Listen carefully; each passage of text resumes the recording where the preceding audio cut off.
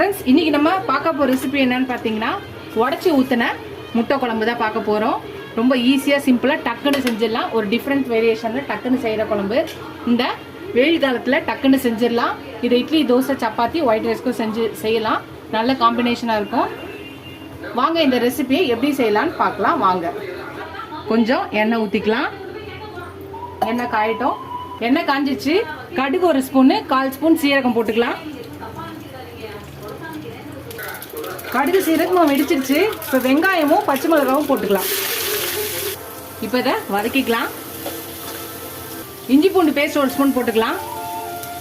மஞ்சள்தூள் ஒரு 1/4 ஸ்பூன் போட்டுக்கலாம். இதையும் சேர்த்து வதக்கிக்கலாம். இப்போ தக்காளி ஒரு 2 பெரிய தக்காளி அரைச்சி வச்சிருக்கேன். இதை ஊற்றிக்கலாம்.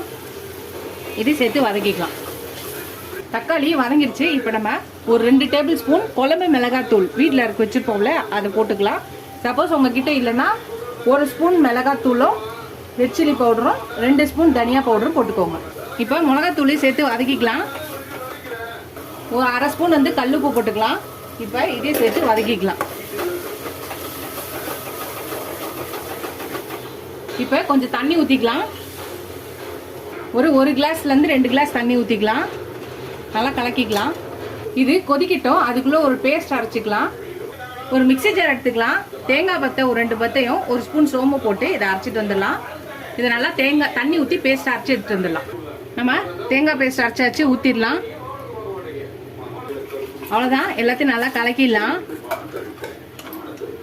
இப்போ எல்லாத்தையும் கலக்கியாச்சு. இப்போ நம்ம முட்டையை உடச்சி ஊற்ற போகிறோம். ஊற்றிக்கலாம். அப்படியே ஊற்றிட்டு டிஸ்டர்ப் பண்ண வேணாம், அப்படியே இருக்கட்டும். 3 முட்டை ஊற்றிருக்கு நான். உங்களுக்கு எத்தனை வேணுமோ அத்தனை ஊற்றிக்கலாம்.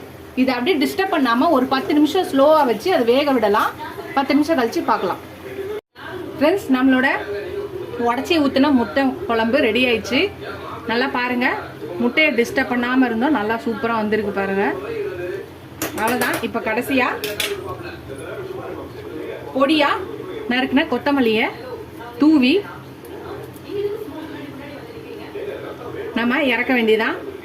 நம்மளோட உடச்சி ஊற்றின முட்டை குழம்பு ரெடி ஆயிடுச்சு. நீங்களே இந்த ஈஸியாக சிம்பிளாக டக்குன்னு செய்கிற இந்த குழம்பு ரெசிபியை ட்ரை பண்ணுங்கள். ட்ரை பண்ணி பார்த்துட்டு போகிறேங்க. இட்லி, தோசை, சப்பாத்தி, ஒயிட் ரைஸ்க்கு எல்லாத்துக்குமே இது ரொம்ப நல்ல காம்பினேஷனாக இருக்கும். நீங்களும் இந்த ரெசிபியை ட்ரை பண்ணுங்கள். ட்ரை பண்ணி பார்த்து எப்படி இருக்குன்னு சொல்லுங்கள். உங்கள் ஃப்ரெண்ட்ஸ்க்கும் இந்த வீடியோ ஷேர் பண்ணி செஞ்சு பார்க்க சொல்லுங்கள்.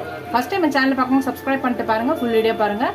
உங்கள் ஃப்ரெண்ட்ஸ்க்கும் என்னோட சேனலை ஷேர் பண்ணி சப்ஸ்கிரைப் பண்ண சொல்லுங்கள். இதோட அடுத்த ரெசிபியில் பார்க்கலாம். டாடா.